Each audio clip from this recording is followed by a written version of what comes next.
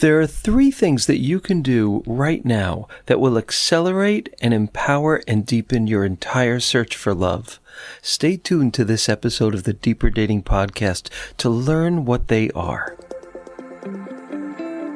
If you've ever been disillusioned, disappointed, or discouraged in your search for love, and you know there has to be a better way to find the healthy, soul-filling love you've always longed for, then you've discovered the podcast for you. I know, as Ken's work personally has led me to find the love of my life. So here's your host of Deeper Dating, Ken Page. Hello, everybody, and welcome to the Deeper Dating Podcast. I'm Ken Page, and I'm a psychotherapist. I'm the author of the book Deeper Dating, and I'm the co-founder of deeperdating.com, a site where single people can meet in an online environment that's fun, inspiring, kind, and respectful. And today, I'm going to talk about 3 things that you can do that will immediately empower and accelerate and deepen your search for love.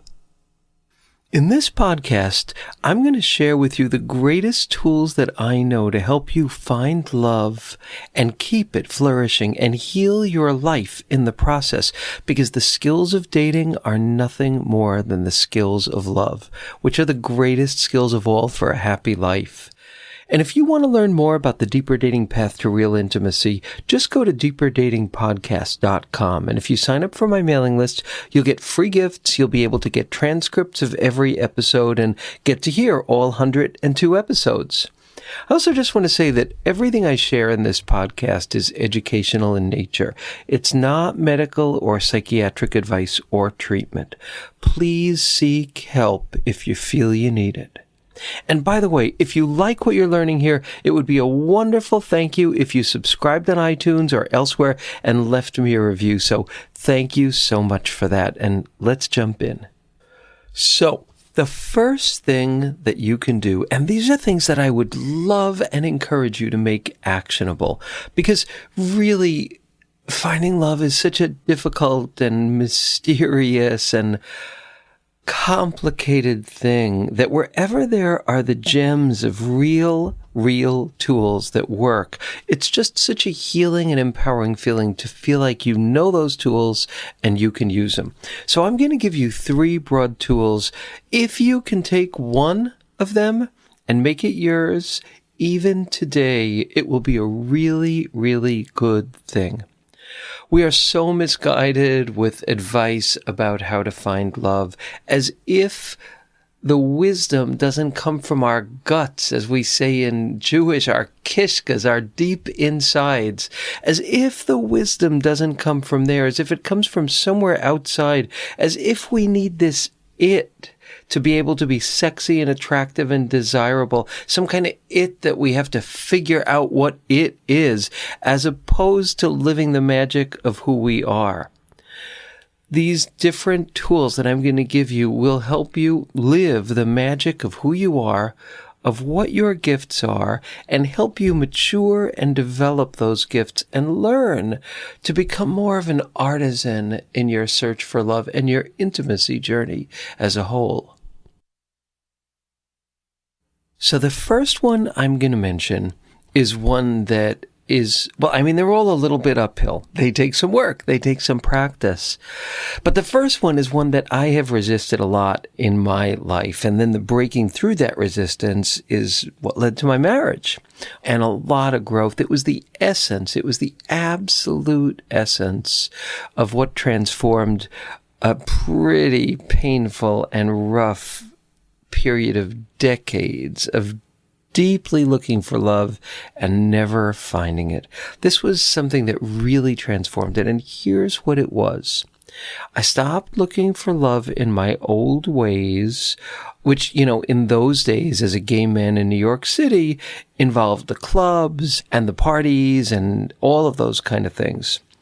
Not that I didn't adore dancing and continue dancing even when I changed these patterns, because I did. But changing these patterns changed my world and changed my life.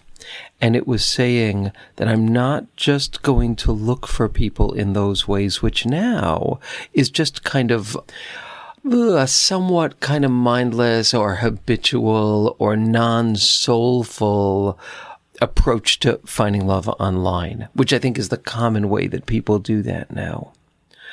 Instead, saying that you are going to think about what your deepest passions and interests and values are, and that you are going to go to, at this point, online environments. When you can go to non-online environments, fantastic, but there's so much online too, with people who deeply share the values and passions that matter the most to you. I have been a therapist for a really long time, working with people who are single and looking for relationships. And I would say this is, in many ways, the single most powerful tool. I have story after story in my head of people finally doing this, finally going to the events, joining the communities with people who share their deepest values, and maybe they didn't find their partner there, but they met someone who introduced them to their partner, or they met someone who introduced them to another event that really fed their passions, and they met their partner there. I can't tell you how many stories of that I've heard, because when we're in environments like that, we begin to glow.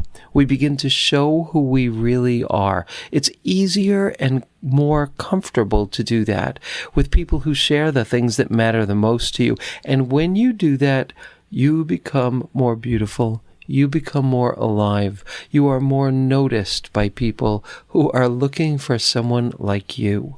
So it's not going to be the first time that you go to an event like that you meet your soulmate, probably, or the second or the third.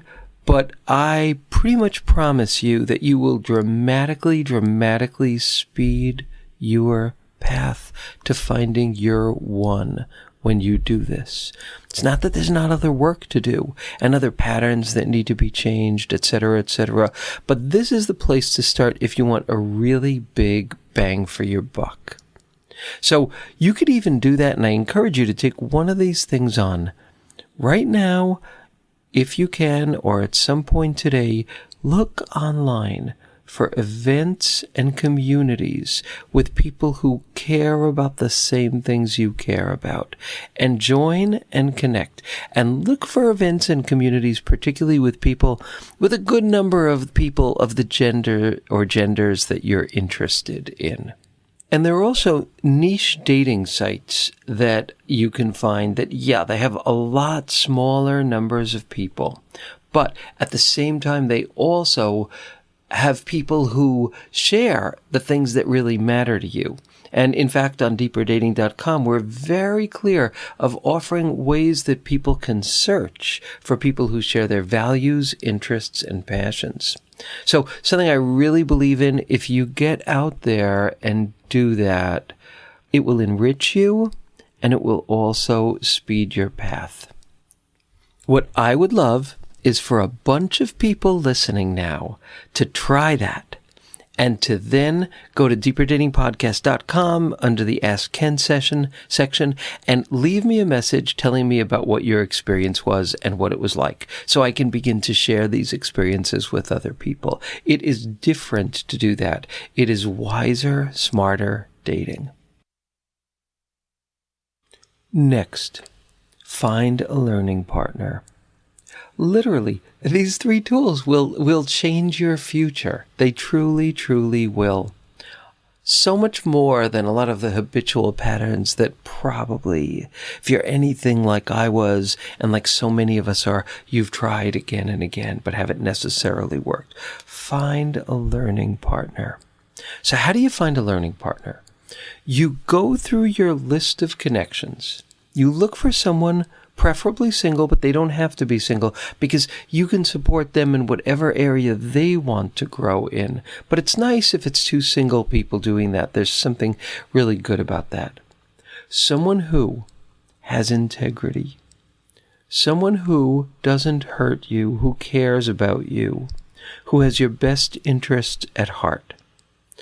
Someone who has good character, and someone who is willing to grow, change, and work toward their goal. Someone with a rich sense of insight. Those people are a team. They are our gold. So if you find somebody like that and you commit to just connecting together for half an hour a week and making plans and bringing mindfulness and awareness to your search for love, you can use a template of learning. Any teacher that you want, including my work, the Deeper Dating work, but any template you want, the two of you could use that together and you could go through it. And every week you could touch base to bring more power, bravery, depth, habit breaking, risk taking, vulnerability, and commitment to love to your journey. I pretty much promise you, you will shave off vast amounts of time in your search for healthy love if you do this. And the research backs this up 1,000%.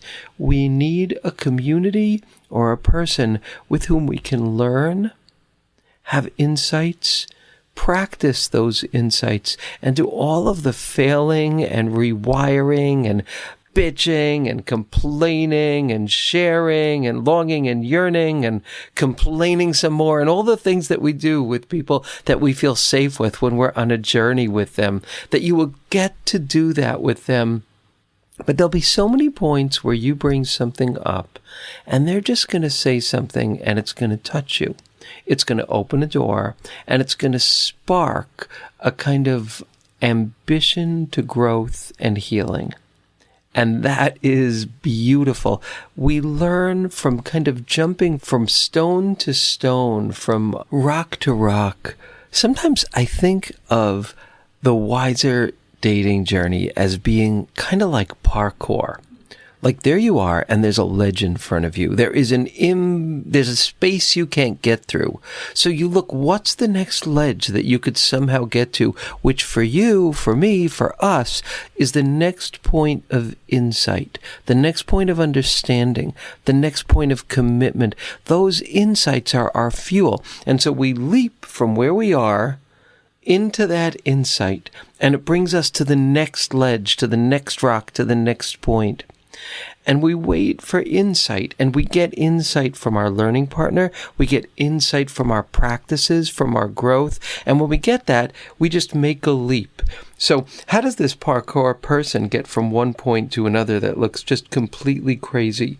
They do it by looking at the next point that they can leap to. For us, it's our next insight.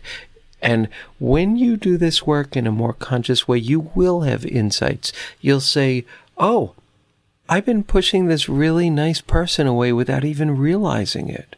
Or there's a person I'm interested in and I am just totally too afraid to let them know. So I hang out with them on a regular basis, but I don't truly tell them. Or whatever it is, those are the points that we need to leap to when we get those insights. You will get them with your learning partner. You will make a commitment to take that leap, and then you will meet with your learning partner and report on how you did. It makes all the difference in the world, not to mention it's free and it's fun. So that's point number 2. And if you weren't going to do point number 1, or even if you were, if you can go through your list of contacts and find someone and ask them and concretize this, your year will be different, your search for love will be different, and hence your future will be different. These are real things. So the third is a little bit harder. It takes a lot of courage. It is incredibly powerful. You get a huge bang for your buck with this one. You truly do. You change your field, you change your future. And that is to admit, it's a humbling thing, to admit the ways that you are pushing love away even as you're seeking it. Maybe you keep choosing people that you know in your guts aren't going to be right for you or aren't going to be good for you. Maybe you keep choosing people that you're not deeply passionate about because they're safer. Maybe you find that you're drinking too much or smoking too much. Maybe it's internet porn. Maybe you meet wonderful people and then you kind of feel the need to flee. These are humbling things to face. But let me tell you, if you can, with the help of your learning partner or on your own, but hopefully with the help of your learning partner or therapist or coach, if you can find the ways that you are pushing love away, consciously, unconsciously, semi-consciously, and you can admit those things to yourself, it's very humbling, but it is very life-changing. And if you can make a plan to change that, and then please, please, please get the support you need, because we do not change patterns just by willpower, almost ever. That's usually a myth. We do it, and the research backs this up. I think 10% of people who want to change a really deeply entrenched pattern succeed unless they have a template for a process that they believe in, and they have a community of support where they can fail, pick themselves up, and rewire and get support and care again and again. That's who succeeds. So if you can admit this humbling truth that almost against your own will, you are avoiding love, turning from it, pushing it away, not making yourself present for it. If you can do that, I believe that's heroic, truly heroic. And what I can promise you, or let me say almost completely promise you, but it's something that I have found to be true again and again. When you address that, when you change that, there will be ways that your world will open. And the people you meet will be different. The way you interact with them will be different. And your luck will shift. There's almost nothing that you're going to get a bigger bang for your buck around in your search for love than admitting the places where your fear of intimacy holds you back, and full-heartedly, with support, addressing those things. It changes your luck. It changes your field. So this may take some searching to find a path that you really believe in, teachings that you believe in, support that feels safe and that you really believe in. But this is something that is really something I've found to be really true in my own life. There is almost no greater meat and potatoes intimacy skill than seeing the ways that we're not available for love and admitting it and longing to change and then practicing changing. That is one of the most central intimacy skills that exist, not to be beyond our fear of intimacy, but to begin to learn its language and to work with it and to create transformation. So thank you for listening. And before we end this episode, I want to encourage you to just take a minute. You could pause it right now, but I encourage you not to get through and past this episode without doing this. Consider picking one of these. Allow yourself to become a kind of growth athlete in your search for love. It's a joyful, empowering, wonderful experience. It's like that great experience when you exercise and all of a sudden you notice that you have more strength, you have more resilience, you have like more muscle, more bounce. It's just the best feeling. And the same is true in our search for love when we start to really bring wisdom to it. And there's a joy that happens when we know that we're really making change around something that matters so, so much. So I deeply encourage each one of you to try at least one of these things. Just take it on. Take on all three if you really are ready to go for it, and watch what happens. Well, thank you so much for listening. Go to deeperdatingpodcast.com or deeperdating.com, and I look forward to seeing you on the next episode. And that's it for today's episode of Deeper Dating. Be sure to go to deeperdatingpodcast.com, as Ken has a few more gifts for you. Then join us on the next episode.